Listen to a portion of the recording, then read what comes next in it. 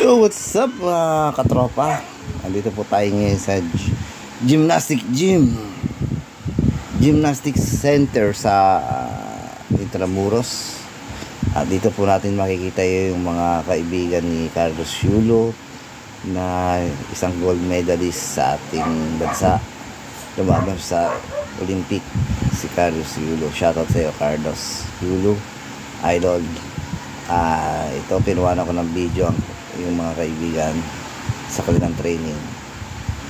Gusto rin nila makakuha ng gold sa kanilang laban, kaya pupursige silang mag-practice. Mga katropa, araw-araw po namin nakikita dito nagpa-practice yung grupong yan, dahil malapit na daw ang kanilang laban. Sa December daw ang kanilang laban. Yan, nagpa-practice po sila. Yes, foundation game. Portion ng family kanilang paglalagay.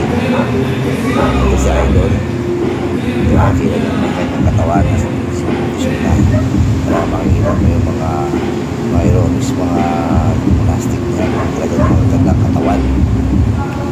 Hindi ako, isa ako sa mga nag-gymnastic, kaya lang hindi po gymnastic, kaya agad nag-gito ang aming katawan niya po.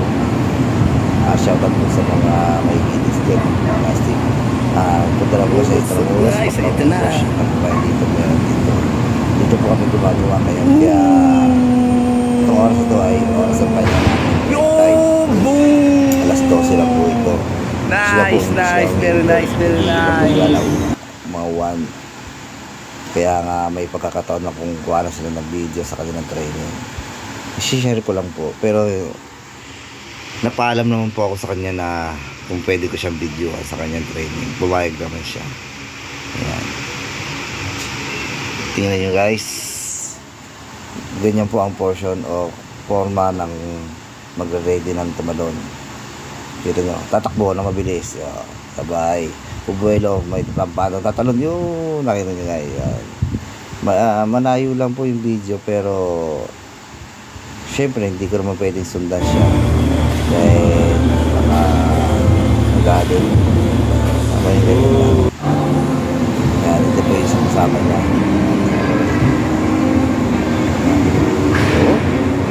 Okay na po bahala sa panonood kung nalalayuan po kayo. Ganyan lang po kasi cellphone lang po yung pinagkuha ko ng camera dyan. Yan. Nakita niyo po yung nagbabars niyan. Yan. Sa mga kasama niya yan. Yan. Ang hirap po ng gymnastic. Kailangan po dyan maganang yung katawan, proper diet.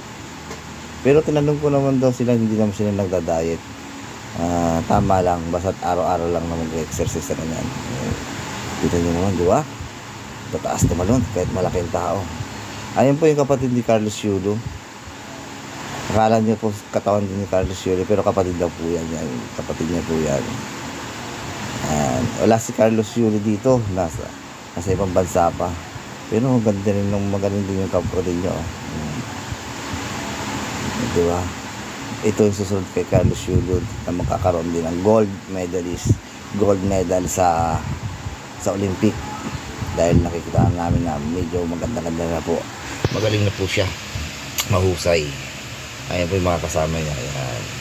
Mga nagsusumikip na mag-training para sumunod sa yapak ng kanilang kaibigan na si Carlos. Andito po tayo sa Defy Center. Kita nyo naman, relax sa taas. Wow, diba? Alam nyo, madali lang. Sa tingin nyo madali lang tingnan, pero ang hirap pala. Sinubukan kong magbaras-baras dyan. Hindi mo kaya yung katawan mo, ang hirap. Kita nyo, ayun kapatid ni Carlos Yulo. Kapatid lang po ni Carlos Yulo po yan yung nagbabaras-baras niya. Galing ho. Yung pala technique yan, kailangan pala yung malakas ang braso mo, tsaka yung pag-ikot, pag bitaw mo, dapat makakapit ka ulit. Ayan. Ito yung kaibigan ni Carlos Yulo din. Katalon. Di ba? Nakita nyo, lakas. Taas ng kanyang talon. Ito rin yung kaibigan ni Carlos. Yan. Ayun ang mga susunod na magkakaroon ng gold, magdadala ng gold sa Pilipinas. Kasi makikita ko sa kanila na talagang hard practice sila, araw-araw sila nagpa-practice. Yan.